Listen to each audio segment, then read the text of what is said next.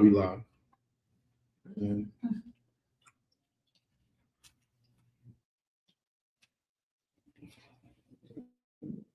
me see. Give me a second to check the quality.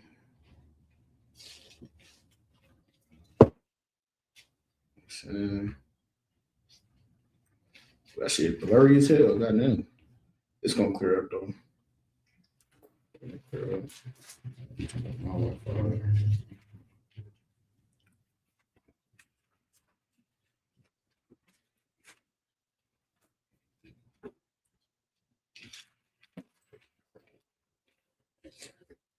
One second.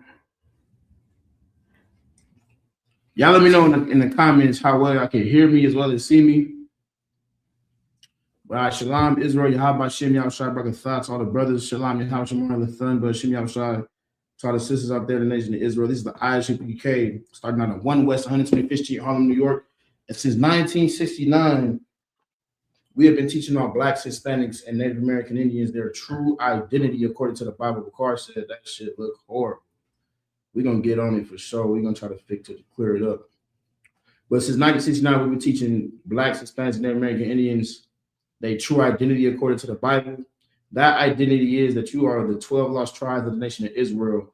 And because you are chosen people according to God, you have cultures, customs, responsibilities, and so on that you are required to keep according to the Bible. You see what I'm saying? That's right. So many people always ask, what's the point of life?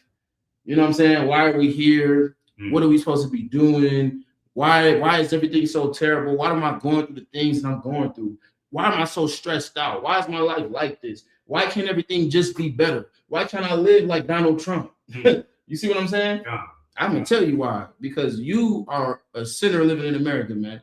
And as the chosen children of Israel, as the people of God, God is going to punish you and chastise you for your iniquities. You see what I'm saying? Like the scripture says, everything that you go through in this lifetime, good and bad, is all judgment from the Lord. But the goal at the end of the day is to do what?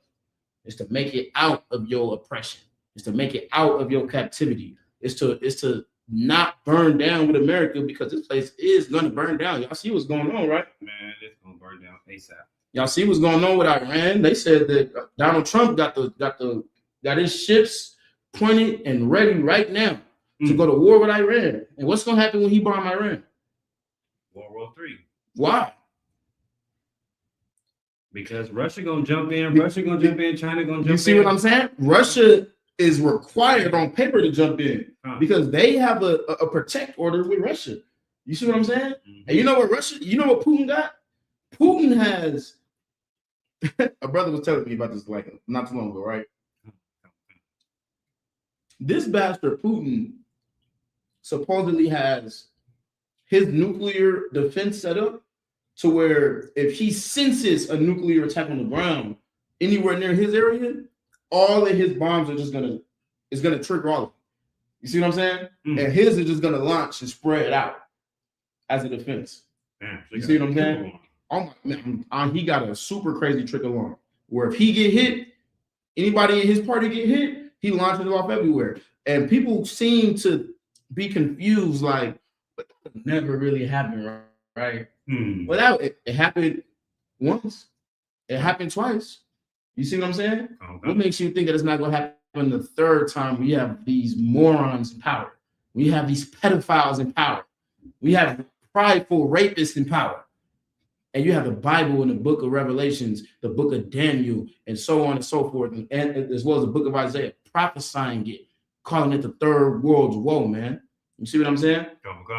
But my name is Priest and Officer Shalom out of ISBK Las Vegas. Our mission here is to wake up our people, turn our people back to their biblical culture, turn our people back to the laws. You see what I'm saying? I'm here with Priest and Officer Charles Ward. You see what I'm saying? And we're going to get right into the topic. Today's topic, as you can see, we telling you that God's people are going to be saved. You see what I'm saying? But we got to figure out who God's people is, don't we? Go ahead, Doc.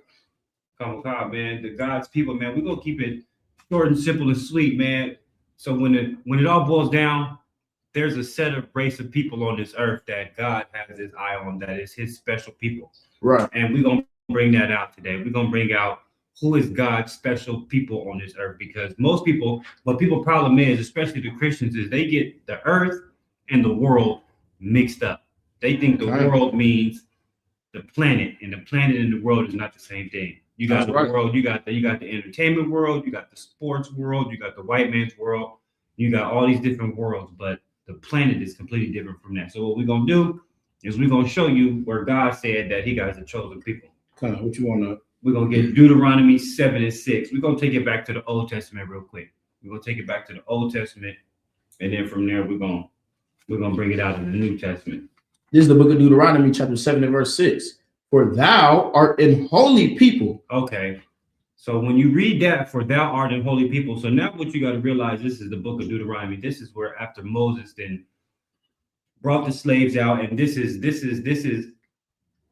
a message to the people that was brought out of the slavery in Egypt under the Pharaoh at the time. He said, for thou art an holy people. Holy doesn't mean what the Christian church tell you, where it's like right, where some magical sanctified, just run around and holy kumbaya singing the holy sanctuary place. Yeah, where the water just the fountain of youth. That's what they don't understand. You drink water in that holy place. Yeah, when they sprinkle the water on you and you automatically clean. That's not holy. Holy just means separate. That's right. That's it. It just means separate. So for thou art a separate people. Go ahead. Unto the Lord thy God. Unto the Lord thy God. So it doesn't even say unto the Lord that belongs to everybody. It says your God, which is a possessive pronoun. That's how you know that this is not everybody's God, because at that point he should have said that the Lord God of everybody. Right. But it doesn't say that. It says unto the Lord thy God. The Lord God of all people. No. The Lord God of the creator of humanity. That said the Lord your God. The same way you have your kid, you have your parents. You're not the child of it. You're not the father or the mother to every damn child on the planet. You see what I'm saying? I don't mean that you're gonna go out your way to do any other child harm. As long as no one's children does your child harm. Ain't that right?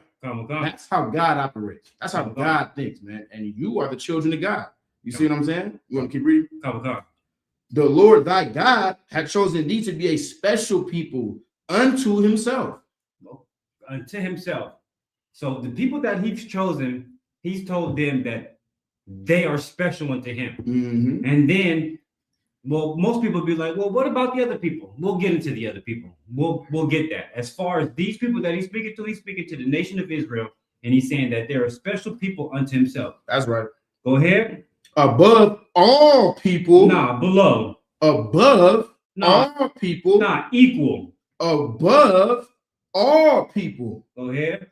That are upon the face of the earth. The face of the earth. Now you see the lingual or the language that was being used here. He didn't say above all people upon the face of the world. Right. He said upon the earth, because the earth and the world is two different things. The word world just means age and society. Right. Your world could be different from my world that we live in. That has nothing to do with the planet Earth. Earth is where we all reside. Everybody has their own world within that earth. That's all that means. So it just says we're special unto the Lord thy God, and we're above all people on the face of the earth. And if I could, you want to know why this is so difficult for Black people, for Hispanic people to understand? When you say that you are above all people on the face of the planet, every other race feels like that about themselves. Oh, God. White people feel like they're better than everybody. Africans forget about it. You see what I'm saying? I work with a lot of Asians. They think they're better than everybody. But when a nigga feel like he's the best, if you got melanated skin, you see what I'm saying? If your forefathers came across America on those slave ships, when you say Black people are the most important people on the face of the planet, it's something that's like, you can't say that. You can't. No, what do you mean? We're all equal. We don't always have to enforce that. Why? Because of Stockholm syndrome. That's the problem. It's almost illegal to have pride in who you are if you are a Black man or woman in America. You see what I'm saying? You can't do that. You can't be walking around here saying that God loves you. What do you mean God loves you? Does he love white people too? Oh, see, now we have a discord. You see what I'm saying? Yeah. Come on. Having pride. Oh, sorry, go ahead. Yeah, I was just gonna break down the Stockholm syndrome. Go ahead. So Stockholm syndrome is what Black people suffer from, right? And when he says, well, I don't want to hear says Stockholm syndrome. Stockholm is named after a woman that was kidnapped by some robbers, and they basically kept her for so long that she began to feel like she was one of them. Right. And she wanted to give them, the people who kidnapped her and treated her bad, like forgiveness and all this other type of stuff, even though they committed this crime against her. Right. So when he says Stockholm syndrome, he means we're being in captivity for so long underneath Esau or Edom or the white man that the Bible speaks of, that we automatically seem to forgive them because we've been under their captivity for so long. So that's just Stockholm syndrome. That's just saying that even though the people that's doing us bad, we seem to still want to forgive them even though they're doing us bad. And you know what else it is? It's also fear. You see what I'm saying? We're so hurt by our history that we look at how far we made it in society. You have Black billionaires. You know how crazy that is? That at one point when we were being lynched and our women it wasn't even illegal to rape them every day. You see what I'm saying? Our families was being separated, our children being beaten, they picking cotton at 5 years old. As I watch my son grow, I'm like, damn, I can imagine if he was around back then. He's coming up in that age where they would be forcing him to pick cotton now. You see what I'm saying? And imagine having to live through that. And your grandmother seeing your grandfather get his legs chopped off for trying to run away, get his tongue cut out for trying to learn how to read the Bible, getting his eyes burnt out for defying him, getting sexually assaulted right in front of your grandmother. This is what they doing to your grandfather, your great-great-grandfather. You see what I'm saying? And then one day, we start being able to slightly coexist. But then here you come, Taza Ward, saying that God prefers you over these wicked bastards. Oh, no, don't do that. You might mess up what we have. That's what's embedded in our soul. It's embedded in our soul to not go backwards with these people because we don't actually believe that anybody can save us. We don't actually believe that anybody could free us. We don't actually believe that there's somebody out there that's going to help us change and come out of the condition that we're in. You see what I'm saying? But like the Bible said, the Bible prophesied Martin Luther King. The Bible prophesied Alexander the Greek. The Bible prophesied everything else, didn't it? The Bible prophesied World War I and World War II. The Bible in Deuteronomy 28:68 prophesied Black people being brought from one land to here in America on slave ships for disobeying the law of God. The Bible's going to be right when it say a Black man by the name of Jesus Christ is going to crack the sky too. Someday soon. You see what I'm saying? Go ahead. If we could keep it going, we want to go. So right now we're in the book of Deuteronomy chapter 7 and verse 6. If I could, I don't want to get verse 7. This is verse 7. The Lord did not set his love upon you, nor choose you, because ye were more in number than any people. Okay. So now what we got here is, it's obvious.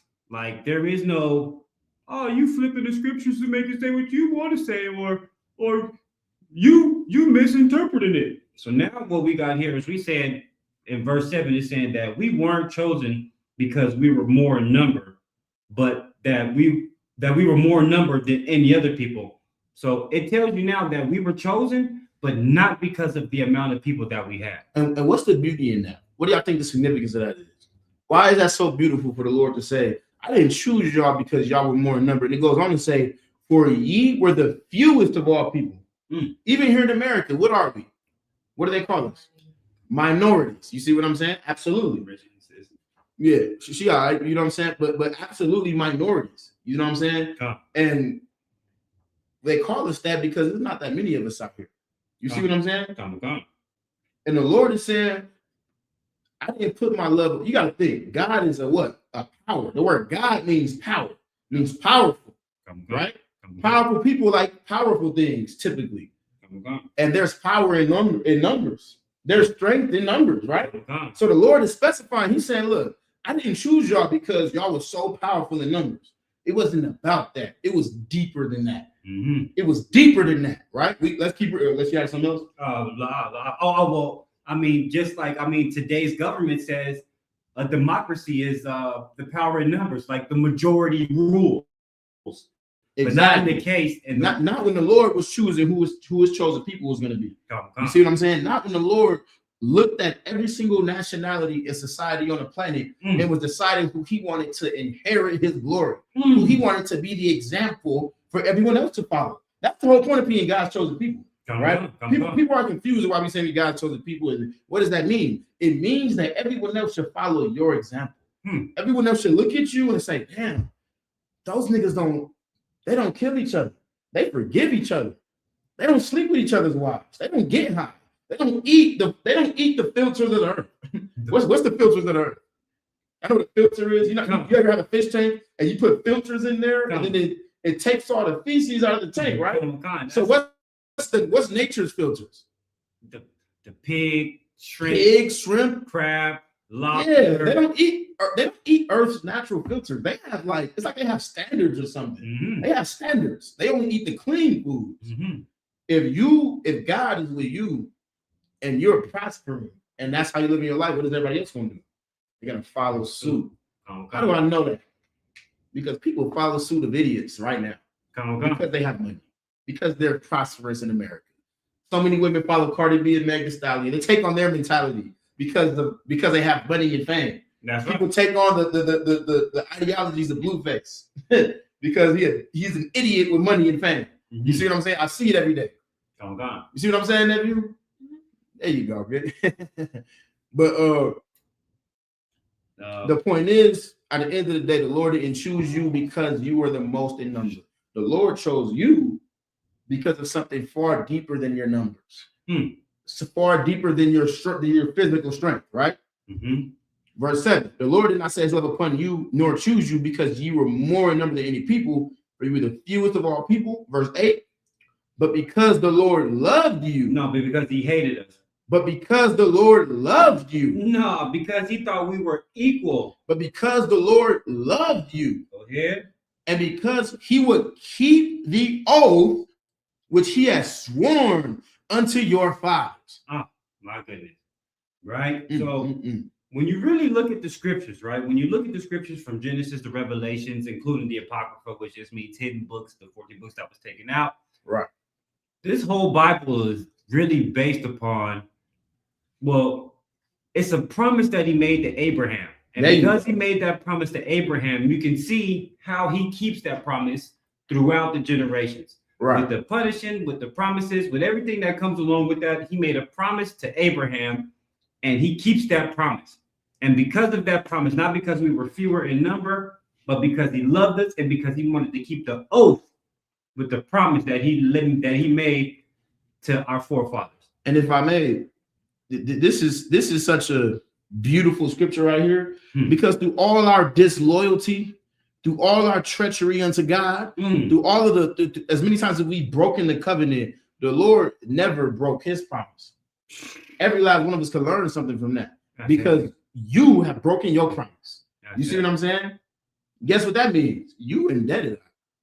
You have a debt that you owe to God, that you owe to Christ. You see what I'm saying? Oh my God. How are you going to repay that debt? With loyalty. You decide to wake up one day and say, you know what? This is the culture of my forefathers. The Lord has never forsaken me and my family. He never broke his promise and put us away. I'm going to change. I'm not going to smoke cigarettes anymore. I'm not going to celebrate the so-called holidays of my enemies anymore. I'm not going to worship my oppressor anymore. You see what I'm saying? I'm not going to sleep with white women. I'm not going to sleep with white women. I'm going to love my people enough to only marry inside my race. That's it. You see what I'm saying? You understand how beautiful that is? How much better would the world be if we could be like that? How much better would the world be? Would society be if we listen to somebody divine instead of listening to Cardi B and and I don't know, name somebody else. Meg Thee Stallion, Lil Kim. I mean, not just the female rappers, who in society do black people in general look up to? Shit, YG. Oh my goodness, come on.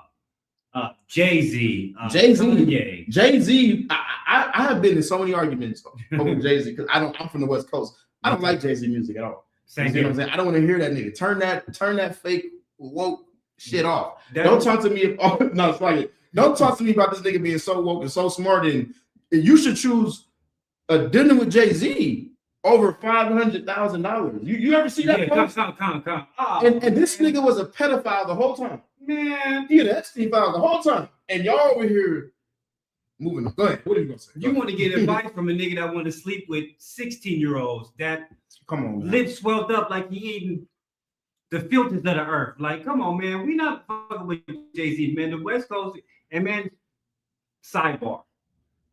Jay-Z ain't doper than the legend that came. He was might have born on the East Coast, but on the West Coast, his legacy lives on, and he wasn't doper to him when it comes to maybe lyricism, but as far as the impact, not at all. That's no need to even say his name, but yeah, Jay-Z ain't the man. He ain't. And with all that said, it's always terrible leadership. It's always terrible leaders that lead our people astray. You see what I'm saying? And the Bible talks about. We're gonna get some scriptures just in a second that specifies and talks about what's going on right now with all these stars that's falling from heaven. Mm-hmm. How familiar are you with that in the Bible? We're talking about the stars that fall from heaven. You see what I'm saying? We can pull that in just a second because it goes to show you that Christ's return is not too far away. You see what I'm saying? We living in the last days, and we living in a time where you got to get up and look in the mirror and decide: am I going to change? Am I going to do something to earn? Like right here in Deuteronomy, right? Mm-hmm. We're reading about when Moses led his people out of Egypt. Why? Because they were oppressed. Because they were being murdered. Mm-hmm. They were in captivity, mm-hmm. right? There was all manner of evilness was going on to them, right? And the Lord led them out of Egypt through Moses. Mm-hmm. But what happened during that time? Who got taken? Everybody. Everybody was able to go. You see what I'm saying? Everybody was able to be led out of Egypt. Mm-hmm. If you was an Israelite, everybody left with Moses. Why? Because Pharaoh kicked us out. Mm-hmm. He said, once that plague hit and the firstborn son of everything died, they kicked us out. I mean, go ahead. It's a lot, y'all. I mean, man, what you bringing out is so heavy because, man, the crucial part that you can apply to the Israelites being as slaves during the Egypt times is that you could apply to today is that it wasn't like that initially. It wasn't initially. Initially, it was supposed to be, let us just go for a couple days mm-hmm. and we'll come back. He said no. He didn't even want to give us 2 days off, 3 days off, how they give us in today's society where you work 5 days and you get the 2 days off and then they want you right back. He didn't even want to give us the 2 days off. So that's what ultimately led up to the plagues and him just getting ambushed and the firstborn dying and everything. He didn't even want to give us that initially we was going to go serve our God right. for however long and then come back and then we was going to do it like that. But he had the stiff heart and he was like, nah. So he didn't even want to give us no days off, just like they don't even want to give us no days off today. If I could, give me Matthew 24:3. If I could, because we got to understand the difference between back then and now. Because what's going to happen very soon is going to be eerily similar, but there is going to be a big difference at the same time. Because, like I said, back then, Pharaoh kicked us out and everybody left, whether you was doing what you was supposed to be doing or not. Mm-hmm. You see what I'm saying? Everybody was able to get free. That's the reason they ended up having to separate from the heathen women and things like things along the lines mm-hmm. that you could read about in different scriptures, but it ain't gonna be like that this time. Mm-hmm. When freedom from this wicked empire comes this time, you're not gonna be free just because you're an Israelite. You're not gonna get saved just because you're an Israelite. You see what I'm saying? You're gonna have to do something. You're gonna have to prove yourself worthy of being saved. Why? Because we have erred too many times. We messed up way too many times. For you just get out of jail free card because of the what? Like niggas like to say, because of the color of your skin. Mm-hmm. We go by bloodline, but y'all get the point I'm making. We ain't about to get shot. This is the book of Matthew, chapter 24, and verse 3. Mm-hmm. And as he sat upon the Mount of Olives, the disciples came unto him privately, saying. So this is talking about Christ, right? This is before Christ was going to leave, before Christ had departed. The disciples coming up like, man, you leaving? You finna get up out of here? You leaving us behind, low key? Like, what we supposed to do? Mm-hmm. How are we gonna know when the end times are coming? Mm-hmm. How are we supposed to know when you're returning? Because Christ promised he was coming back. That's what he promised your forefathers. You see what I'm saying? So they asking him, how are we supposed to know? Mm-hmm. How do we know what time is almost up? Right? Go ahead. The disciples came unto him privately, saying, tell us, when shall these things be? You telling me the world is going to end. Well, when the hell is that supposed to happen? Go ahead. And what shall be the sign of thy coming? And are you going to give us some type of sign so we can know that you're close? So we can know you almost on your way back. Go ahead. And of the end of the world. The end of the what? End of the world. The end of the what? End of the world. It's a scripture, I'm going to paraphrase. It says Esau is the end of the world and Jacob is the beginning of it that followeth. That's another, just to call back what you were saying when you were saying world and earth are not the same thing. He's talking about society. The society of the white man is going to end, but the society of Jacob is going to rise and begin its era, right? So they're saying, well, when the hell is that supposed to happen? Go ahead. Verse 4, this is the book of Matthew, verse 4, Matthew 24 and verse 4. And Yahweh shall answer and said unto them, this is written in red, take heed that no man deceive you. Don't be tricked by anybody. There's going to be a lot of false prophets. Keep reading. For many shall come in my name, saying, I am Christ. Many are going to come in my name, saying, I am Christ. What does the word Christ mean? Who knows?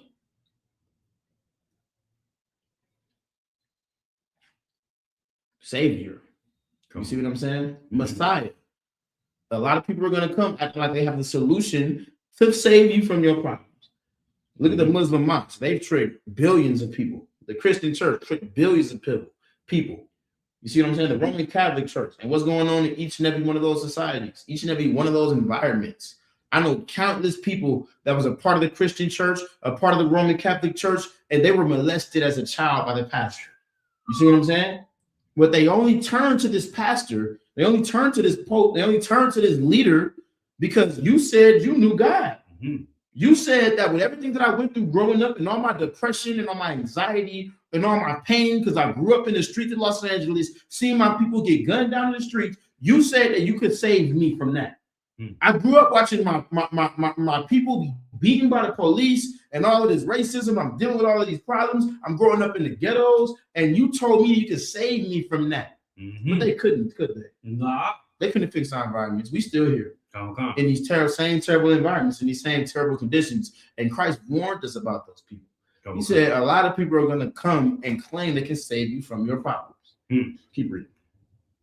Just to back up a little bit. And Jesus answered and said unto them, take heed that no man deceive you. Don't let anybody deceive you. Go ahead. Verse 5.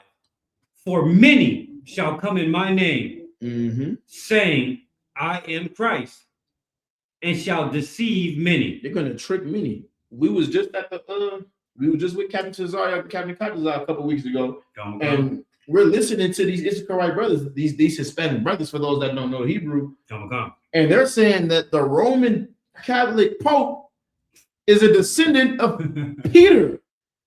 They saying that he is a descendant of the same Peter that sliced off that cat ear for disrespecting Christ. They saying, well, the Pope is, he's the ancestor of Peter. That's what you don't get out. You got to understand that first. Come on, man. These people have deceived many. Why? For the sake of keeping you oppressed. For the sake of making you believe. You can't say white people aren't better than you. You can't say you're better than everybody else. You can't believe that you have a greater calling. Oh, white people hate that. Oh, don't think you have a greater calling. You got to be right where you are. You got to talk. They're rather promote black people that talk about how black people are the problem. You see what I'm saying? Your Kevin Samuels and your name some other niggas, Dr. Umar Johnson's, who will say all the blackity black things in the world, but he's secretly sleeping with white women himself, as it just recently came out. They're going to promote Charlie Kirk, who's going to go out of his way to talk about all of the problems in the black community as if he could ever understand what the hell it is we go through. Do you know black people scientifically go through the same exact trauma as war veterans? People that go and see their allies die in the streets in war, fighting in wars. Black people have been clinically proven to suffer from the same trauma because you grew up watching each other die in the streets. You walking down the street one day with your cousin, drive-by happens, you live, he dies. You see what I'm saying? And that trauma is passed down through the blood. But what's the difference? What's the difference between you and veterans? Police pull up on the veteran. You seen the videos. Veteran crashing out. No, I'm a goddamn veteran now.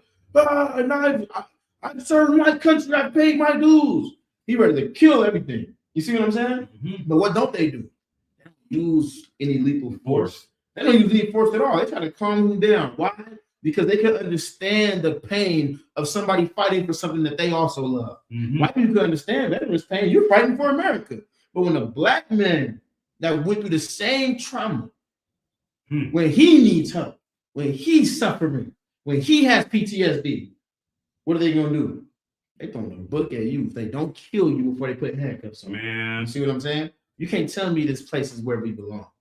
And Christ is letting you know right now. You see what I'm saying? Keep reading. Come. I mean, go ahead. Come. I mean, just to piggyback off what he was saying, that he was saying that that those Issacharite brothers, which just basically translate into what society would call Mexicans, but lo and behold, newsflash, if Christ came down right now, he wouldn't know what the hell a Mexican was, because Mexican was created by the white man. That ain't nothing that what the scriptures identify anything. We can identify every race on this planet Earth through the scriptures. Issachar is what they would call if Christ came down right now and you were a Hispanic brother. But even more so than the Pope being a descendant of Peter, they made Christ Caesar Borgia. They made him to be a pedophile, incestuous. Caesar Borgia was a pedophile, incestuous bastard. There you go. Yeah. I'm going, y'all, you know, get on the gas, but yeah. You know, I mean, he was not it, and that's who many people seem to. Well, not seem. That's who many people do follow, especially the Christian church. So not only did the Pope descend from Peter, but Caesar Borgia was portrayed as Christ, and that's who people follow, and that ain't even it. Because what the Bible said, they cover the faces of the judges thereof. The judges of the earth. Christ was a judge in the earth. Peter was a judge in the earth. Anybody that was important in the black community thousands of years ago, how can I keep you down if the greatest man that ever walked the face of the planet looked like you and did everything he could for you? How the hell can I oppress you then? How can I convince you that you're nothing? I have to tell you that the greatest people that ever walked the face of the planet look like me. You see what I'm saying? That's the reason that now all of a sudden, even though when you go to Europe, you can go to the museum that'll show you that all of these biblical entities have melanated skin. It was black with afros. You can see that. You see what I'm saying? And what's it called? It's called the Russian icon? The Russian icon. You see what I'm saying? You can see that in the Russian icon, showing you what these people look like back then and how they were originally depicted. But if I know that my ancestor was the greatest man to ever walk the face of the planet, you're not going to convince me that I need to bow down to you. Who the hell are you? Other than a murderer and a rapist. You see what I'm saying? Man. And what's some other terrible terms that they fit the description of? Pedophile, extortionist, Epstein Island. They funded billions of dollars just to have a program in a safe place to sexually assault children. That's what we're talking about. You telling me that God doesn't prefer my people over their people? You must be out your goddamn mind. You're sick in the head. Oh, come. But guess what though? But Christians will tell you God hates the sin and not the sinner. Even though the book of Ecclesiastes tells you the Lord hated sinners. You see what I'm saying? Come. I don't know who the hell y'all think the Most High is, but the Lord is somebody that will take your life. And my job here in the IGBK is to make sure you are not found worthy of death. That's it. I'm trying to help you not be found worthy of death. Come. Because so many of our people have been found worthy of death. We all know so many family members that we loved that was found worthy of death. You see what I'm saying? Come. But go ahead. You have something? Come. I was gonna say. I mean, the generals just brought out just this past Monday that if you watch the black white news, shout out to the generals too, man. They hold it down. That's right, man. You can't the only way. That's it. You either run with us or get ran over. That's the end all be all. But man, the general was just bringing out on Monday that on the Epstein Island, shout out to General Muhammad, because he said that you had a white man at a party trying to convince black girls, couldn't have been no more than 17, 18 at the top. I ain't even gonna go higher than 18, but they look like they was about 15 to about 17. And they trying to convince them for their eggs so that this man told these black girls that they possess genes that are like unlike anything else on this planet, and that he wants to study them, and he was offering them bread. Nothing major, nothing significant, nothing life-changing, but the fact that he was willing to offer them bread, even for their menstrual blood, he was offering them money for that. That ought to tell you that at all the different nations on the earth, which is maybe about 17-ish different nations on the planet, at all of those nations and all their women and all the minstrels that they have, he chose to ask them. Why not ask the African women or the Asian women or the Arab women or the white women? Why not get their blood and try to figure out what's going on with that? It's something special with blacks, Hispanics, and Native American women. When you have those women, you have something special. And there was a reason why he was offering them bread to try to figure out their genome and their genetics and how they function, because it's something that we have in us that is not in nobody else. And if I may, it's one of those things where everybody else knows how special you are except you. Come. It's the reason George Washington was taking your teeth out of your skull to create his dentures. You see the movie Get Out? Come. Where they y'all seen the movie Get Out, right? They want to take your organs. They're like, we need the good, healthy lungs, and you know what I'm saying? They see you and they understand it. Mm-hmm. You see what I'm saying? And they hate it about you.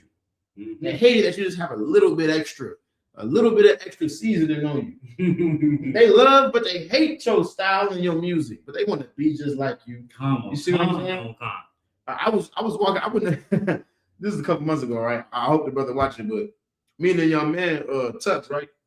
We went into the gas station like about a month or two ago. Okay. We was grabbing a couple things, and as when we went in there, it was a section blocked off. You know how they had something chained up.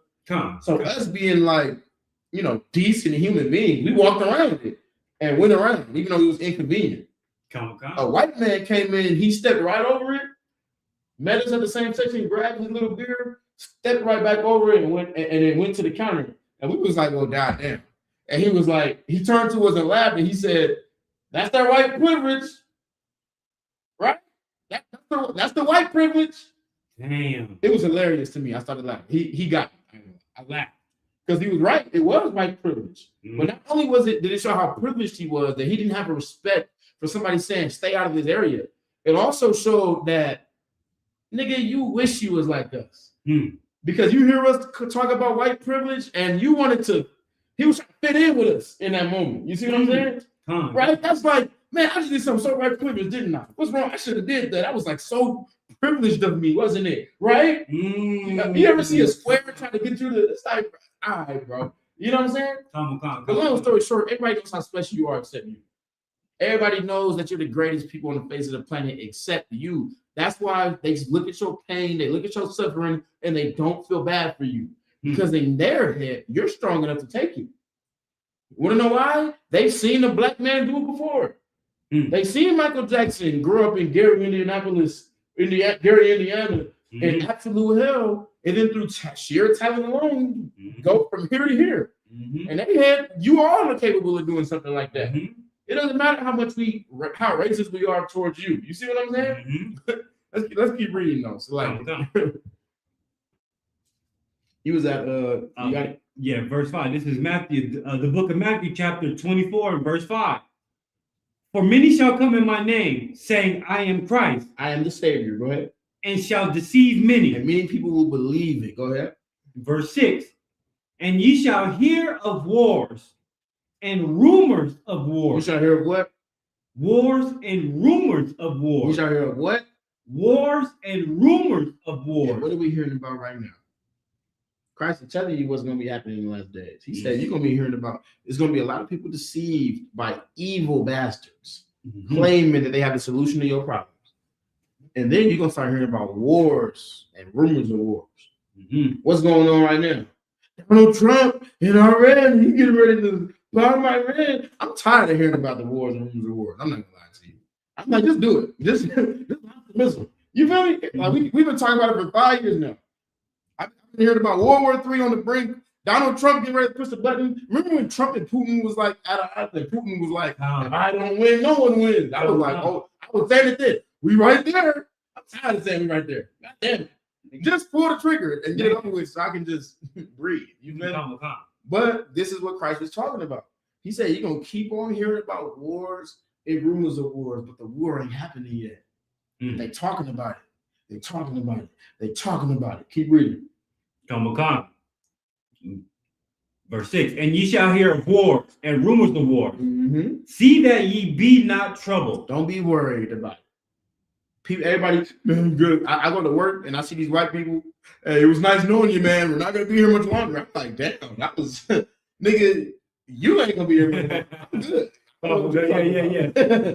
God is with me. I don't know who's that. Oh man, Trump's gonna launch the missile soon. That fucking prick. Excuse my language, but that's how they talk about it because that's how they feel. They tired of themselves. We tired of white people. White people tired of white people. Yeah, I be like, well, this is amazing. Even y'all tired of y'all tired of your own BS. You see what I'm saying? But the world is very afraid right now. The entire planet, they're shaking in their boots. What's gonna happen? Are we gonna go to World War III? It's not like World War I when everybody had the guns where you could just, the powder and the now it's nuclear bombs. It's like that shit. I mean in my head like, damn, Vegas might get hit first. This is the if you want to piss America off and make a point, hit the money making state. You see what I'm saying? I be in my head like, damn, what if they hit Vegas first? Christ said, don't worry about it. Don't be scared. You're gonna be fine. Keep reading. And rumors of war. See that ye be not troubled. Don't be afraid. Go ahead. For all these things must come to pass. This has to happen. This has to happen. Trump needs to F up. Putin and Iran, all of this stuff has to, mind you, none of that has anything to do with us. Nothing. You see what I'm saying? I couldn't tell you in full detail what they mad about Iran about. Maybe I should know. But I don't care. Want to know why? Because I care about the black man that's sitting on the corner of Washington right now that's strung out on drugs. That's my concern. Making sure that he has clothes on his back, food in his belly. I'm trying to change his life because the issues of America, y'all have a far bigger enemy than Iran. Y'all have a far bigger enemy than Russia and then China and whoever else they make an enemy out of. Y'all have made an enemy out of God. You see what I'm saying? Keep reading. For all these things must come to pass, but the end is not yet. But the end is not yet. All this is going to happen. It's going to be all right. Keep reading. As I said, they've been talking about wars and rumors of wars for the last 5 years, haven't they? The end ain't coming the last 5 years, did it? Putin said if we go to war, either I win or no one wins. And we all just knew. When they stormed the Capitol, oh my God. Oh man, I knew it was going to crack off. Let's take it back further. When they crashed those planes, allegedly, whatever the hell they would have said happened. Yeah. When they crashed those planes into the Empire State Buildings. Did I say that right? The Twin Towers. The Empire State. Yeah. I'm jumping ahead. That's coming down too. I pray I'm a prophet of God. That's coming down too. But when they crashed into the Twin Towers, everyone just knew World War III was on its way. That was 25 years ago. Christ said, don't worry, all of this has to happen. The end isn't coming yet. It's been the last 25 years. Keep reading. Verse 7. For nation shall rise against nation. Because nation is going to rise against nation. Iran is going to rise against America. China is going to rise against this nation and that nation. Mm-hmm. And Palestine is going to want to fight against Israel. Mm-hmm. And all these different things you're hearing about that's going on the earth. This is all prophecy in the Bible that Christ talked about 6,000 years ago. Mm-hmm. Keep reading. For nation shall rise against nation, and kingdom against kingdom. And kingdom against kingdom. Y'all get that. I don't got to go in depth. Keep reading. And there shall be famines. And there shall be famines. You're gonna see people starving. You're gonna see people without water, without food. You're gonna see Flint, Michigan not able to shower or hydrate. You're gonna see places getting hit with hurricanes and all of the infrastructure being taken out in Texas and in Houston. All of these things are gonna happen. You see what I'm saying? I'm not just saying it. It was talked about back then. Keep reading. And pestilence. Oh my goodness. Every single summer out here in Vegas for the last like 5 years, this didn't used to happen. But now we get hit with a crazy swarm of what? Read my mind.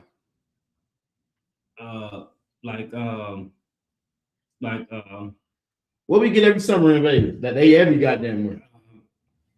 I don't want to say grasshoppers, but they like what are they? Says you know what I'm talking about? The what's them bugs every summer that they're here? Millions of them. Oh, we get the loud. That's another one. That's another pestilence that we've been getting, but not even the loud ones. I'm talking about the swarming ones. They fly and they swarm. Like in the field, and you see them like by the millions. Yeah. You pull it to the gas station. And we pull it to the gas station. I'd be scared to get out. I'd be like, damn, sucking, but hey. My read be like, pump the gas. I'd be like, I'm listening to this song. Be quiet, bitch. I'm looking at big ass, long. Thousands and thousands of them. They cover. Locusts. Are they grasshoppers? They might be grasshoppers. Oh, they might be locusts. Man, whatever they are, whatever they are, need to not come back. That's all I know. I'm tired of them. Every summer, I'll be like, that's when I know it's when they get hot because I start seeing them. I'll be like, damn, it's gonna be bad out here. But the Bible prophesied pestilences being every goddamn where. I'd be like, this didn't used to be like this in Vegas. Christ can't be far behind. You see what I'm saying? Keep reading. And pestilence and earthquakes in diverse places. And earthquakes in diverse places. You see earthquakes in all the places that they're not supposed to be going on. 4.7, 5.9. You see what I'm saying? Keep reading. Verse 8. All of these are the beginning of sorrows. All of these are the beginning of what? Sorrow. The beginning of what? Sorrow. This is just the beginning of it. This is just the beginning. Go ahead, sis. It's because it's gonna get way worse. And that's the part that you need to understand if you're a Black, Hispanic, or Native. You know what I'm saying? It's only going to get worse. I would so appreciate you if that's okay. Yeah. I would so appreciate it. Absolutely.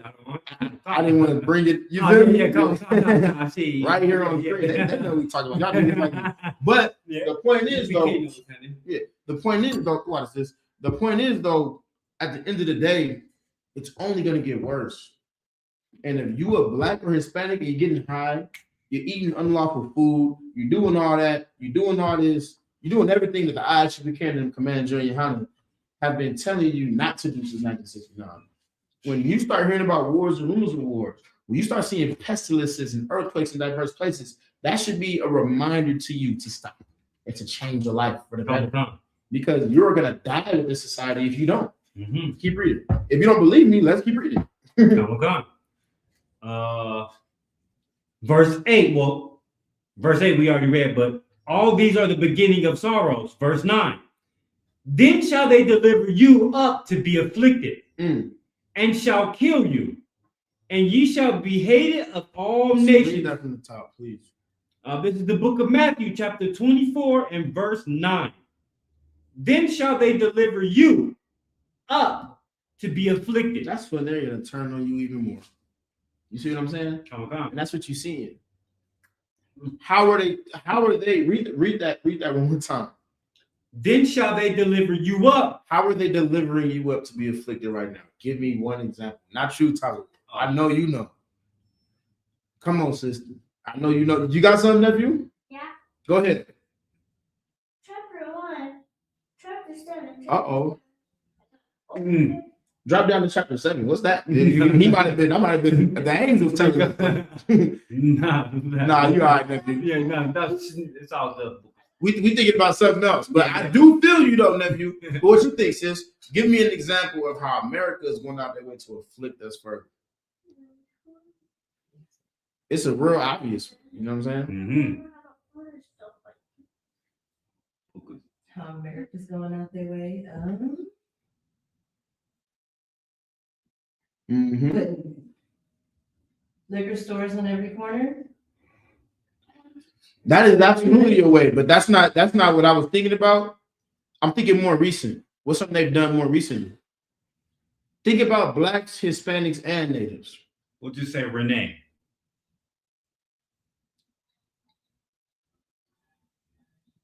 Renee doesn't ring a bell. Mm-mm. Okay, I'll give you this. ICE. Think about ICE. They funded a multi-billion-dollar hate group. Why? For the sole purpose of deporting the people that don't even make up the number one immigrants in America right now, because Asians are number one. You see what I'm saying? Maybe maybe Hispanics started to be a little bit higher than them as of like a couple years ago or something like that. But they funded a you don't never see no Asians getting deported. You never see nobody expecting Asians to have their green cards, do they? Or these East Indians or no, they're going after God's chosen. And Christ talked about it back then. And what did he say? Go ahead. Then shall they deliver you up to be afflicted. Hold on 1 second. Hello? I mean, not only on top of that, right? Hey, you mind if I call you back in like 30 minutes? I'm sorry. I'm a teacher right now, like your son. Okay, appreciate you.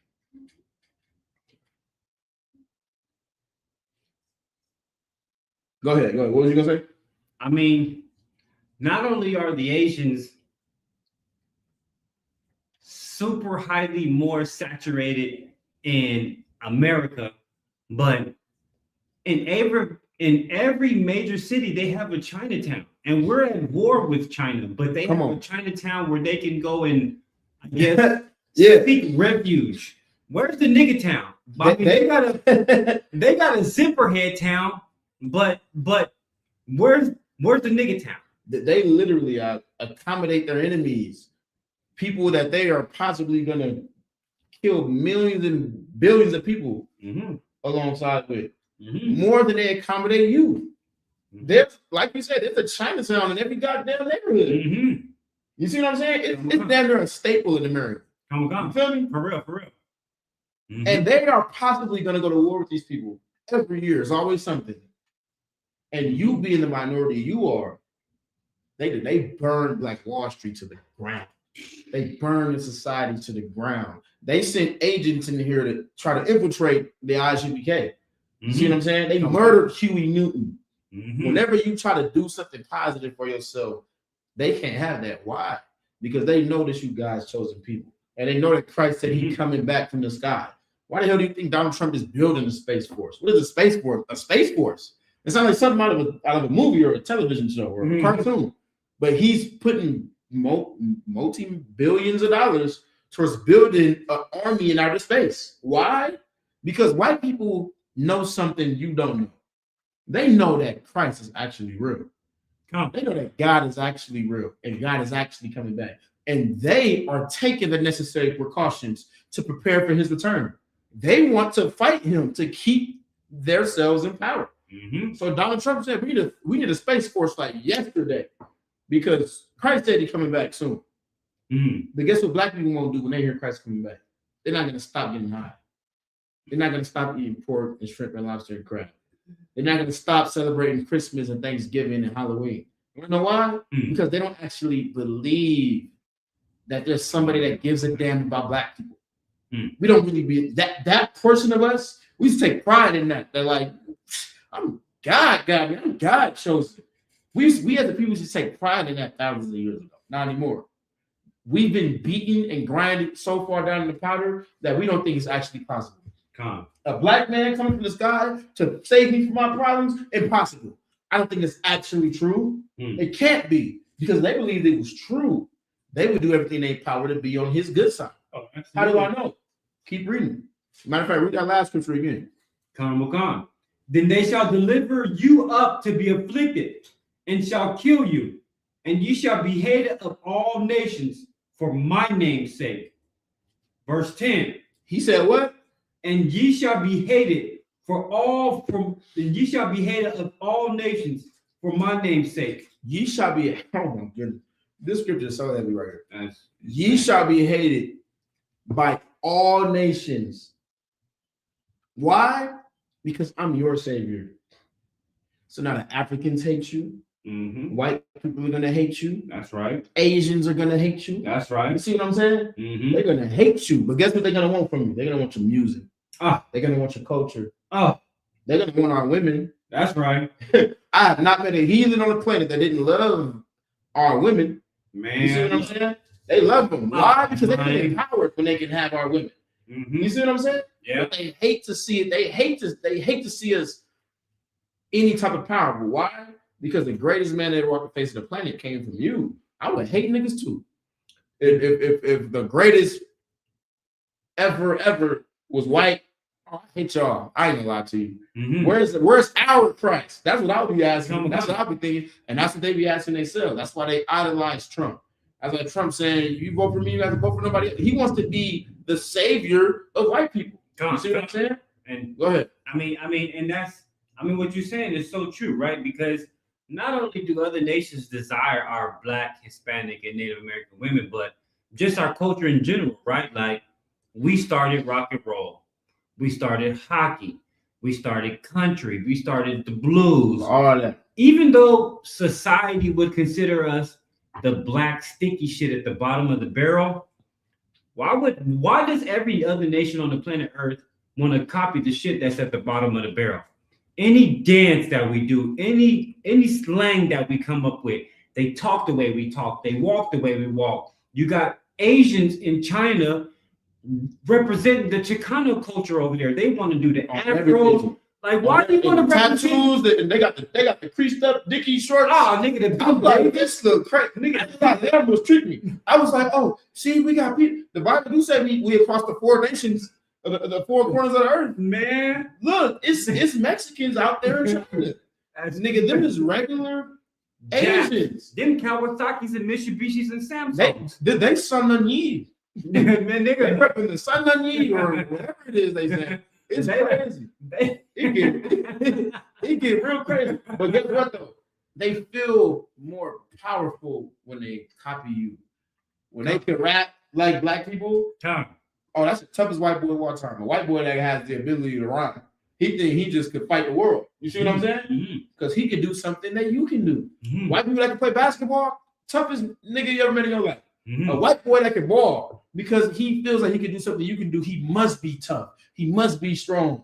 A white boy that can play football, if he has a little bit of boxing ability, forget about it. You see Conor McGregor. If he can do something if a white man can do something that black people is famous for, he thinks he's the most masculine, toughest son of a bitch to ever walk the face of the planet. Because he feels like he has a little bit of godliness in him now. Because he knows deep in his soul that you're God's chosen people. You see what I'm saying?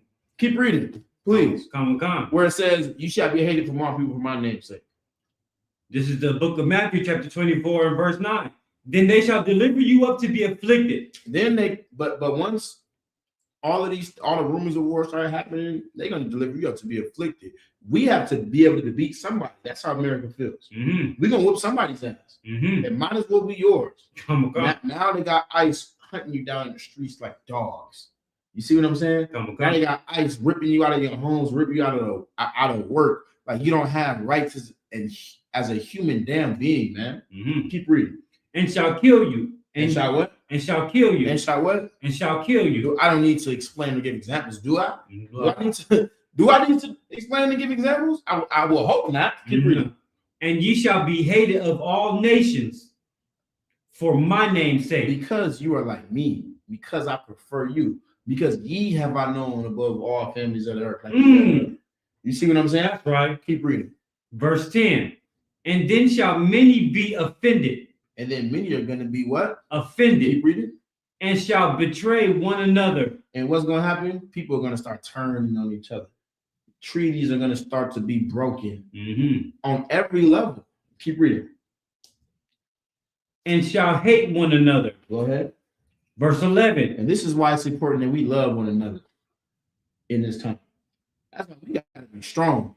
That's why we don't got time for traitors. I see everybody upset and disbelief over people dropping their sword and turning their back. Why? Fuck them. We got work to do here. I care about who's here. I care about you. I care about you, sis. You want to know why? Because you could be anywhere right now doing anything. What's today? Tuesday. It's Tuesday right now. Mm-hmm. It's my day off. What's the day, nephew? Tuesday. It's Tuesday. Even give my nephew knows today. I could be doing anything on a Tuesday, Man. but I chose to hope that I could help somebody change their life this Tuesday. And you did too. And that's what I care about, man. We got to be strong. You see what I'm saying? Keep reading. Come. Verse 11.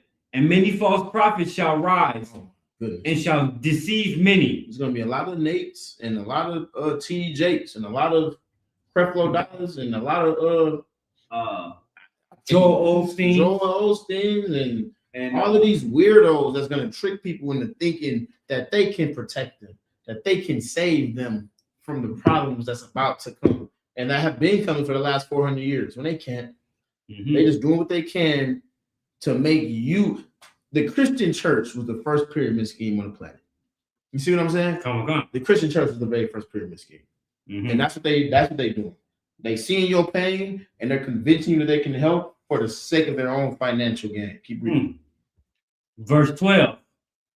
And because iniquity shall abound, the love of many shall wax cold. And because pain shall abound, because suffering shall abound, because that's going to exist, the love of many is not going to matter anymore. You're going to see people with hardened hearts. You see what I'm saying? They don't give a damn about nothing. They ready to die. You ever meet somebody that's ready to die? It's like, damn, live. That's a demon that gets on a lot of us, where we just don't care no more. And now America supports the term crash out. They promote the term crash out. That's what they want to see you do. They want to see you crash out and kill yourself. You commit suicide in a lot of different ways. It ain't just slitting your wrist or hanging yourself or blowing your brains out. You commit suicide when you do something that you know is going to make the police come and take your life. You commit suicide when you continuously get high until you overdose. You commit suicide when you know that you're ill, but you refuse to get up and go to the doctor. We do those things because we are taught to hate ourselves through the things that we experienced. Our experiences make us hate ourselves, man. And we got to be strong enough to fight our demons. And how can we do that without each other, man? How can we do that without examples, without good examples there to teach us? You see what I'm saying? Keep reading. The book of Matthew, chapter 24 and verse 13. But he that shall endure unto the end. Oh, now y'all remember what I said earlier. I said back then we was going through all of these same things. But what was the difference? Who remembers what the difference was when we was in Egypt? What was the difference when we left in Egypt? We all left out of Egypt. Everybody left. Everybody got saved. Everybody were brought out from their oppression. Because Pharaoh just kicked out everybody. Whether he was sinning, whether he was getting high, whether he was eating unlawful food, whether he was sleeping with heathen women, it didn't matter. Everybody got brought out. But this time, after World War III, while we hear about the wars, rumors of wars, this time, who gonna be saved? Go ahead. But he that shall endure. That shall what? Endure. That shall what? Endure. Go ahead. Unto the end. For how long? Unto the end. For 10 years. Unto the end. For a little bit. Unto the end. I learned years ago. Unto the end. He that shall endure until the end, the same shall be saved. That's who Christ is coming back for. Christ is coming back for the people that are going to still be doing everything in their power to stand against this society. That's who's coming back for. Christ is coming back for the people that never started to get high once they stopped. That's who's coming back for. Christ is coming. I got a couple more. Did you have something you wanted to bring out? Before I start, I don't want to take over fully. You know what I'm saying? I know you got something over there. But everybody get the point. You feel me? I talk too much sometimes. So I apologize. Go ahead. I mean, just like we brought out in the book of Deuteronomy. I mean, just like this, right? I mean, this right here. So this is amazing how this class went, right? So we got God's chosen, and then we have in the book of Matthew what God's chosen have to do. So now let's just get into what God's chosen and the other nations. Just so you think that Matthew 24 don't have to do with the world. Right. This is only the book of Israel. So we're going to get into the book of 2nd Esdras, chapter 5. We need 2nd Esdras 5 and 23. This is God's favorite. So not only does God have a favorite people, he has a favorite bird, a favorite plant, a favorite body of land. That's facts. But let's just get into it, right? So we're not just going to make it seem like in the Old Testament that this is what God's favorite is. We're going to get into the New Testament. And just so you know that Matthew 24, where did we start? Yeah, that's the New Testament right there. 25 and what? 24 and... I think we started at what? 5, 6? Yeah. Come on. So this is the New Testament. That's right.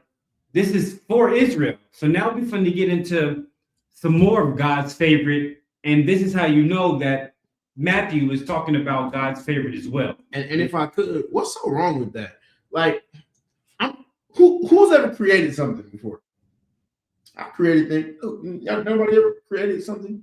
Even if you draw a picture, you creating something. You see what I'm saying? I have. What's wrong with having a favorite painting that you painted? Nothing. You could create 15 paintings. You could paint 15 times, and this one is your favorite painting. This is the one you want to hang up on your wall everywhere you go. You're gonna move houses a lot of times, but you take this painting with you because this was a masterpiece. Mm-hmm. Is that disrespectful to the other paintings? What's wrong with that? What's Mm-hmm. wrong with having a favorite when you are the author?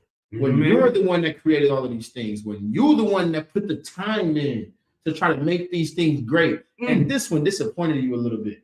But that one right there is a masterpiece. Even though there was fewer in numbers. You see what I'm saying? Mm-hmm. They got something that I like. Mm-hmm. And I want everybody to model themselves after them. What's wrong with that? I mean, just to piggyback off what Adam is saying, right? For all you poor people and broke people like myself, I'm not going to pretend to have all the fettuccine Alfredo in the world, but I mean, me personally, I love cars. Right. A lot of which I cannot afford. But out of the ones that I adore, I have a favorite. There is a favorite car that I like that I cannot afford that is better than all the other ones that I like. Is that any disrespect to the Lexus LFA? No, but I prefer the Shelby GT 500. You feel me? If you gave me some fettuccine Alfredo, I'm going to spend my bread on the Shelby GT 500. I don't need the Lexus LFA. Not that I despise it. I like it. But my favorite is the Shelby GT. And what if you used to like all these other cars? You had a favorite car, but some of these cars used to always break down. Some of these cars always the check engine light always come on. So now you're like, man, F these cars. I don't like these cars no more. This car has never failed me. Man, that's what God did with you and every other people.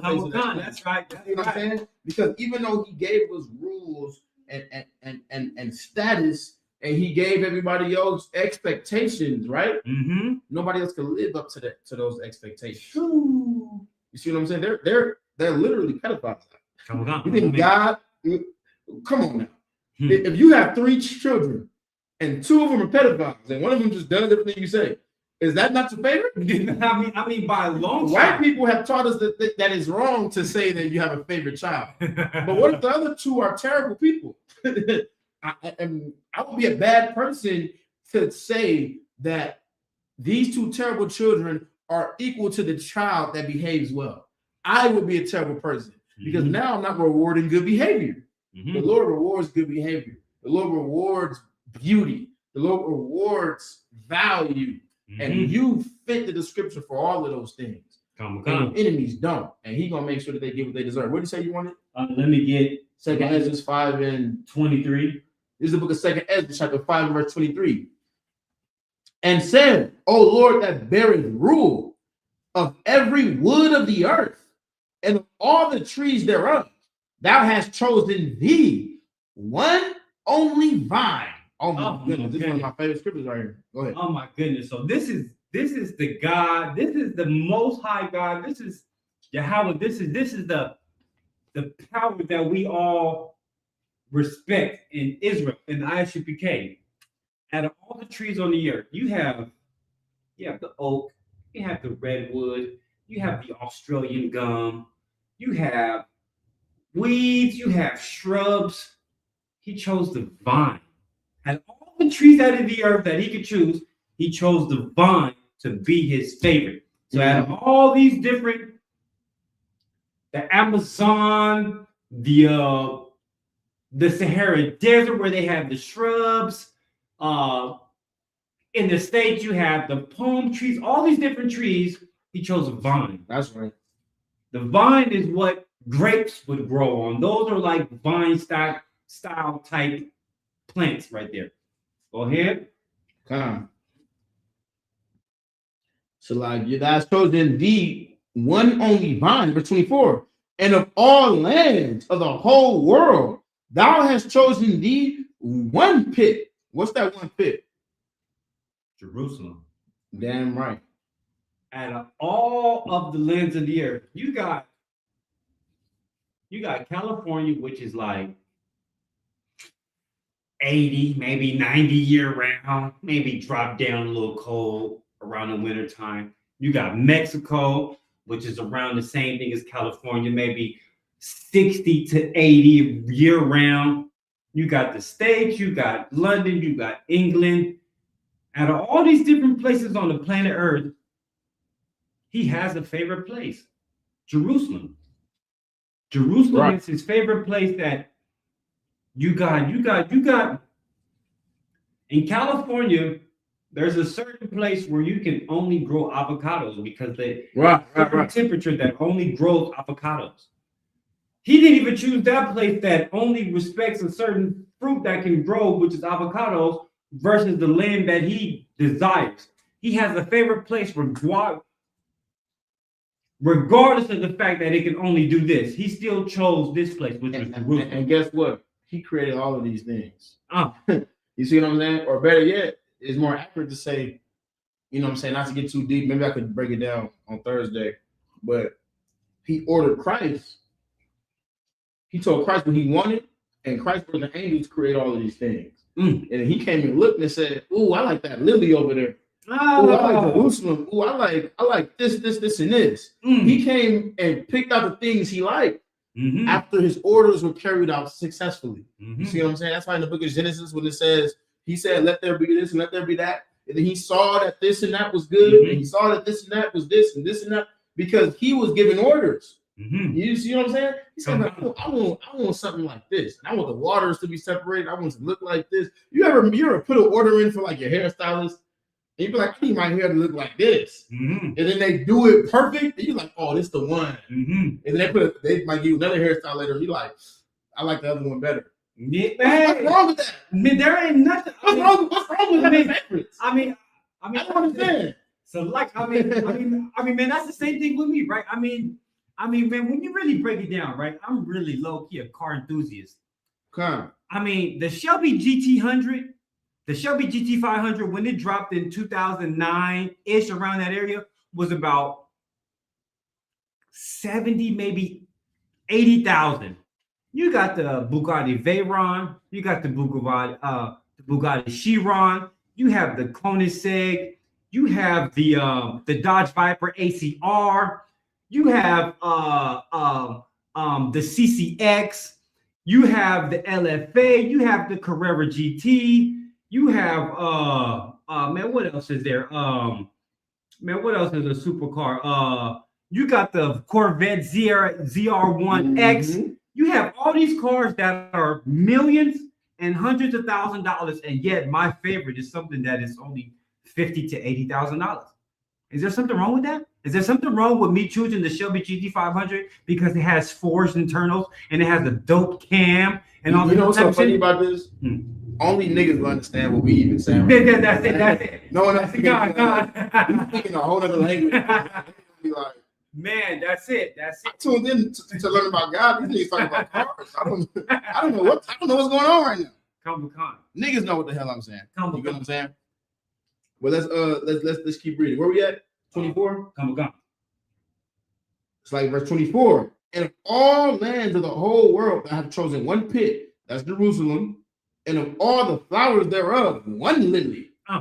Verse 25. And of all the depths of the sea, thou hast filled thee one river. And of all builded cities, thou hast hollowed Sion unto thyself. Now that's talking about what? Mount Zion. See what I'm saying? Y'all know. Comic-Con. Verse 26. And of all the fowls that are created, thou hast named thee one dove. We all know the doves. Oh, go ahead. Comic-Con. Yeah. I mean, the fowls of the earth is you got chickens, roosters, owls, falcons, eagles. You have vultures. You have ostrich. You have emu. You have fowls that don't even fly. You got ducks and geese and all type of different fowls. You got peacocks and woodpeckers, and you got toucans. You got redbirds and bluebirds. But what did he choose? Mm-hmm. Name thee one dove. A dove. That's right. Out of all the birds, you got birds of prey. You got birds that don't even fly, and you got birds that are vegetarians. And he chose the bird, which is a dove. Go ahead, Adamar. And of all the cattle that are made, thou hast provided thee one sheep. Sheep, the cattle, cows, horses, all types of lambs, not pigs, lambs, sheeps. He made that too. He just made them for a specific purpose. He just didn't make the pig to be consumed. That's it. That's people that have to understand. It's not a single thing that exists that doesn't have a purpose. The problem with our people is we misuse a lot of things instead of using them for their original purpose. There's nothing wrong with having pigs if you have a farm and you need this pig to dispose of things, right? But don't touch that dead carcass with your bare hands because it's unclean, because it's a literal living garbage disposal. Why would you eat the garbage disposal? Would you lick a garbage disposal? That's what you're doing every time you put pork in your mouth. People just don't realize that. You see what I'm saying? Man. That's how God sees it. He looking at his people that he expected so much out of, and he looking at it like, damn, my son is licking the garbage disposal. I don't know what's wrong with him. I don't know how to fix him. I want to kill him. That's what he said to himself. And he was like, nah. Christ is like, nah, I'm gonna go down there and holler at him. Then we're gonna get him right. He's like, these niggas are stupid. They're eating the filters in the ocean. You're like, nah, don't kill him. Christ like, I'm gonna go fix him. We gonna be good. Christ is Lord, like, man, y'all better go talk to him. You see what I'm saying? Immediately, no pork on our fork in the UPK. You feel me? Verse 27. And among all the multitudes of people, that has gotten thee one people, and unto this people whom thou lovest. No, who thou hatest. Whom thou lovest. Whom thou thought was equal. Whom thou lovest. Whom thou thought was below. Whom thou lovest. Go ahead. Thou givest a law that is approved of all. That's a beautiful thing. I mean, it's like you ever meet somebody. You ever meet somebody and it's like, this motherfucker kind of slow. I don't waste my time telling them too much. You see what I'm saying? But then you meet somebody else that's younger than you, and you're like, I'm gonna give them all my jewels. Hey, come here. Let me holler at you. Man, we the type of person, when you meet somebody like this, get away from them. And you just want to tell them everything. You just want to give them all the secrets to life. You see what I'm saying? That's how God looked at you and your forefathers. He gave you all the secrets to life. But imagine that same person squanders those secrets. Don't take them serious. Just cast them aside. That's what the Bible tells us. cast not thy pearls to swine. Some Oh. people are swine. Some people are not worth your wisdom. Mhm. But the Lord saw you worthy to be worth his wisdom. He saw you worthy of saving, which is why you here, which is why we are sitting in here listening to this and going over this. It's a recap. What's up? Where you at? What was that other one? What was the can you just read that last part, and then I think I got a little a precept to that. Come. And thou givest a law that is approved of all. Come on. So he gave a law to the people that he chose. Just to show you who he chose, we're gonna go to Psalms 147 and 19. And before you read that, if I could, everybody take the time to make sure you like and share the class. Oh, absolutely. You see what I'm saying? Because there's so many people out there that they don't know that they can be themselves and still change. Mm-hmm. They don't know that they don't need to hate being a nigga, hate being black. They don't know that they can still be proud of who they are. Mm-hmm. They don't know they have a reason to be proud of who they are. See what I'm saying? Embrace. Yes. So like and share these classes. Do your part, because at one point in time, I didn't know that I was an Israelite from the tribe of Gad. This brother didn't know that he was an Israelite from the tribe of Judah. Mm-hmm. You see what I'm saying? We did. What tribe you is, sis? What's your father? What's my what? Father. He's African American. So this sister didn't know that she. The native one there. Yeah. So her dad's birth I showed certificate him my birth says certificate. her birth certificate said her dad is African American from a Cherokee And tribe. Oh my God, you a Gadite. This is a Gadite just like me. So she just as messed up as I am. I'm messing around, sis. No, but you see what I'm saying? Or you could be just African American, because it was African Americans back then that they merged into, even though he might have came up with the slave ship, they merged him into the native tribes to deal with them that way. Yeah. So, it's hard to say, but you an Israelite. But the fact that you would have known that he was God's chosen people at one point in time, none of us knew that. You know what I'm saying? Mm-hmm. I will say this: I never met a nigga that didn't know that he was a king living in hell. I've never met one. Dang. Every single black man, every single black woman that I ever met. And when I say black, I'm talking about Hispanics and native and indigenous people too. I just say black to make it easy and encompass all y'all niggas. There's too many of y'all niggas. But I ain't never met a nigga. Is that better? I would say nigga. Yeah, I ain't never met a nigga, male or Yeah. female, that didn't know that they was royalty that was living in hell. That's why we crashed out. Because it's like they really got me messed up. They really pulling me over thinking they could do me like this. They really think they can do my ancestors like to do my people like this. We have a certain pride about ourselves that get inflamed when we feel like we're being disrespected. Because I deserve a crown on my head. You feel me? Yeah. And it's our minutes. We just know it, and we know it because God put it in us, and it's there. That's But right. you're not gonna earn your crown without loyalty. That's right. I pray everybody understand that. Go ahead, Al. Go ahead, read. So this is the book of Psalms, chapter 147 and verse 19. He showeth his word unto Jacob. Unto who? Unto Jacob. Unto Esau. Unto Jacob. Unto Ham. Unto Jacob. Unto Moab. Unto Jacob. Ammon. Unto Jacob. All different nations of people in the Bible that ended up becoming the progenitor for a lot of different races. That's right. Jacob became the progenitor for the 12 tribes of the nation of Israel, which ended up becoming the blacks, Hispanics, and the American Indians. That's right. Including the Hamites that became the Africans, Mhm. Moabites that became the Asians, and Esau that became white people. Mm-hmm. And who did he show his word to?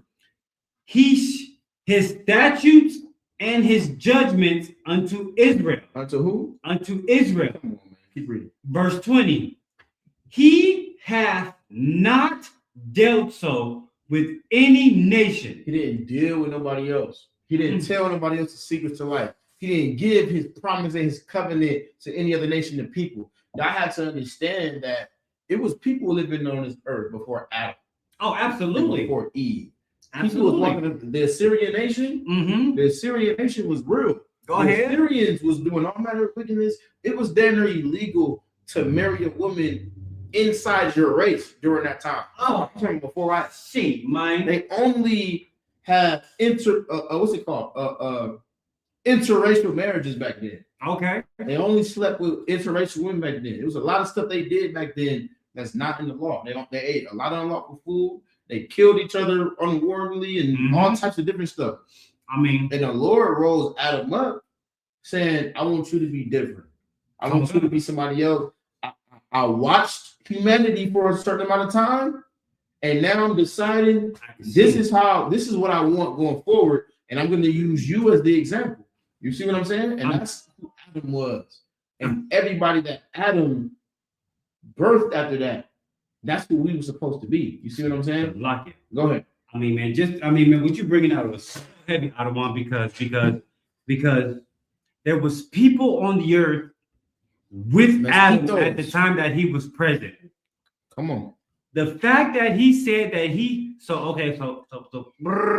we gonna rewind that thing, boom, boom, boom, boom. There was present people on the earth at the time of Adam. So this we know. This is factual. We could bring this out in maybe perhaps a Thursday class, but there was present people on the earth at the time of Adam. He was not the only person living on the earth. That's a fact. That's a fact. But what we do know, absolute fact, is that sin is the transgression of the law. That's right. So the only time that you can sin is when the law says don't do this and you decide to do this. You guys do it anyways. That is sin. That's sin. Period. The fact that he only gave the laws to the nation of Israel tells you that the nation of Israel are the only people that can sin. If he hasn't dealt with any other nation except for Israel, and he gave his law, statutes, and commandments to them, how could Kawasaki and Samsung sin? How could Spear Chucker sin? How could Paleface sin? And if I could, that's how could Welcome to My Quickie Mart sin? Right. They can't. The law, statutes, and commandments will only give it to what up, my nigga? What's happening? What a dookie? What it is. Right. That's the people that can sin because that's what was given to. Outside of that, if you not from that lingo or from them people, you cannot sin. Right. Now, and if I could, it's a beautiful thing because we got to understand that, like you said, sin is a transgression of the law. And the whole point of the law, the whole point of me giving somebody a certain type of standard and giving somebody a certain type of rules and regulations is because the Lord wanted us to spread those rules to everybody else. That's why he said in the book of Deuteronomy, if you do my laws and my commandments and keep them, then you're going to be above all the nations on the face of the planet. Because everybody's going to look to you for answers on what to do. He looked at what everybody else was doing in the society before Adam and said, okay, I see what these people are nature bound to do based off how they was created, but I would rather them not do this. I would rather them not do that. I'd rather them do this. I'd rather them they wouldn't do this. And that's where the law comes from. He gave that to Adam. And Adam was doing great up until the serpent in the garden. That same story you hear your grandma talk about all the time. Serpent came and tricked Eve and The difference is it wasn't no apple that tricked them. You see what I'm saying? It wasn't no apple and it wasn't a snake. It was just a wicked bastard that felt like who these niggas think they better than. That made us feel like a sore stomach sticking out doing something weird. You see what I'm saying? So like Christ came, and I'm gonna give it to you. Christ came because after all the different things that we went through, from Adam to Noah, you see what I'm saying, and so on and so forth, through Abraham, Isaac, and Jacob, leading all the way up. That's right. All the way up through Moses. That's right. All the way through Nehemiah and Isaiah. John the Baptist up to Christ. That's right. So now when you got commands, you're out here trying to carry the torch. Tiles of war trying to carry the torch. We all trying to carry the torch because now time is running out. With a Christ is only coming back for the ones that took him serious. You see what I'm saying? I'm trying to tell y'all to take him serious. Go ahead. I mean, just to put this into perspective, right? Just so we can apply what this is saying, that he dealt not with any other nation, right? So let's just look at this. I learned this from Captain Mashak from the UPK. If you don't know nothing about nothing, tap in with Captain Mashak. So that's right. Let's just say you got the Smiths, you got the Williams, you got the Butlers, and you got the Thompsons. Your last name is Thompson. The rules that you give to the Thompsons is not the same rules that you give to the Smiths, the Butlers, or any other type of name, none of that. That's the same thing with the Most High. All these other different nations, he gave the rules that he wanted to give to the Israelites, not to any other nation on the planet Earth. So if the Thompsons' rules is to come in at 9 p.m. or when the street lights come on, that's what it is. That's what applies to the people that, for me, I can't be responsible for everything that's not for me, but for me, I will do this. So when you read that he didn't give the law to every other nation, it's because we are the nation that he gave his promise to the forefather Abraham that he would keep with us. This is the promise that he gave to us.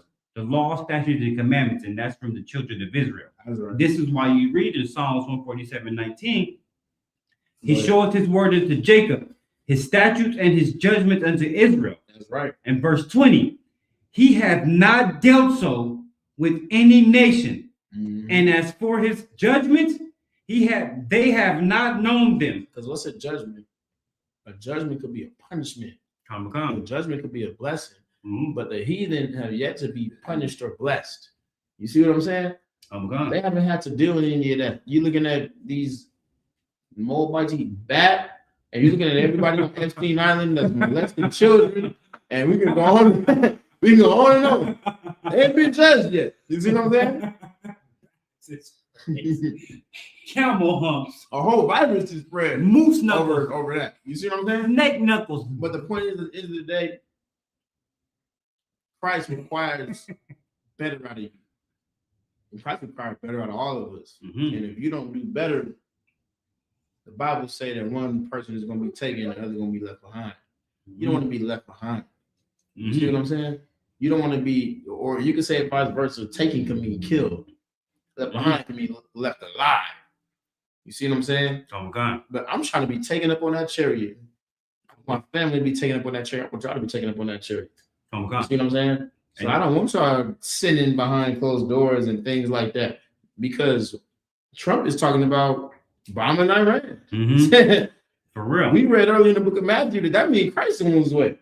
Mm-hmm. Someday soon. You feel me? Third world, the first world passed, the second world passed, and the third world cometh quickly. That's what the Bible says. We passed two, and the third one here, and it's all falling down. It's all falling in line flawlessly with biblical prophecy from the time the Bible told you to beware of him that said, I have dreamed. Prophesied Martin Luther King. Come on.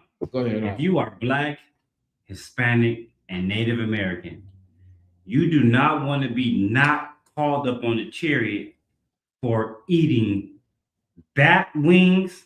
Oh my God. And snake knuckles. Do not fall into the ways of the heathen eating snake knuckles and bat wings. You don't have to do that. You don't want to lose your chance to be pulled up on a chariot for those things that the Asians indulge in. We don't do the moose knuckles. We don't do elephant kneecaps and camel humps. We don't do that. We got lawful food that we can indulge in and actually enjoy and get called up on the chariots. That is for the Blacks, Hispanics, and Native Americans only. Everybody else indulge in vulture neck and pig elbows. You feel me? Like indulge and donkey spleen and armadillo shoulders. What's the mouth? Oh my God! Hey, I can't keep it. And rhino horn. You feel me? Every other nation, go ahead, y'all indulge. Oh. Armadillo shoulder is crazy. Right here, buddy. Hey, we gonna what? Did you have anything else? Hey, y'all get the point, man. You know what I'm saying? We're here at 612 South Jones Boulevard in Las Vegas. We just here to help our people. We provide counseling for any type of trauma. That's right. On a serious note, we have prison programs to help our people make it through that and also help them change their lives if you're incarcerated We do food and clothing drives every other week. We just want to do what we can and make sure that our people are taken care of, because we know nobody else gives a damn about you. That's You know right. what I'm saying? But we've been doing this since 1969, and the IGP Canada Commander Junior Highness sent a priest and prophets here in Las Vegas to make sure that we can provide aid for you. You see what I'm saying? That's So right. please do your part in making sure that you let people know that we here, let people know that we around. And with that, we're gonna see y'all tomorrow. Priest and Officer Ricard is gonna drop something real heavy for y'all. You know what I'm saying? I'm gonna be in attendance. I pray that y'all be in attendance as well, right? So I want to say shalom, how about Shimmer Shabbat to all the brothers, and shalom, how Shamar Elastan. All right, clap it up. Clap, Nick, you. Go, you're going. Clap it up. Clap it up.